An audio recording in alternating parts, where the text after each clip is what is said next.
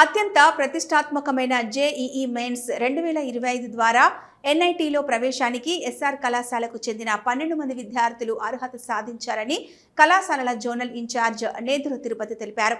శనివారం అలుగునూరులోని ఎస్ఆర్ కళాశాల ఆవరణలో ఆయన మీడియా సమావేశం ఏర్పాటు చేసి మాట్లాడారు. కళాశాలకు చెందిన దాదాపు 185 మందికి పైగా విద్యార్థులు జేఈఈ అడ్వాన్స్లో విజయం పథకాన్ని ఎగరవేసినట్లు చెప్పారు. దేశవ్యాప్తంగా 12,50,000 మంది విద్యార్థులు పరీక్ష రాయగా 2,20,000 మంది అర్హత సాధించారని తెలిపారు. ఇందులో ఎస్ఆర్ కళాశాలకు చెందిన 600 మంది విద్యార్థులు పరీక్ష రాయగా 185 మందికి పైగా అర్హత సాధించినట్లు హర్షం వ్యక్తం చేశారు.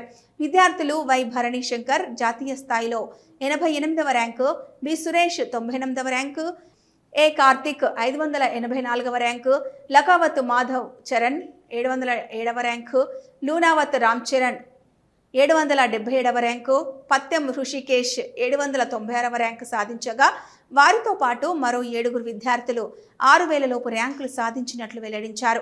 ఇంతటి విజయాన్ని అందించి కళాశాలకు జాతీయ స్థాయిలో పేరు తీసుకొచ్చిన విద్యార్థులు, వారి తల్లిదండ్రులకు విద్యా సంస్థల అధినేత వరదారెడ్డి, డైరెక్టర్లు Madhukar Reddy, Santosh Reddy, Karimnagar DGM Vasudevareddy, zonal incharge Neduru Tirupati, principals ప్రత్యేకంగా అభినందనలు తెలియజేశారు.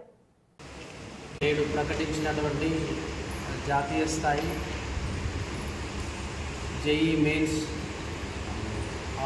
ఫలితాలలో మా ఎస్ఆర్ విద్యా సంస్థలకు చెందినటువంటి విద్యార్థులు 185 మంది అడ్వాన్స్కి అర్హత సాధించి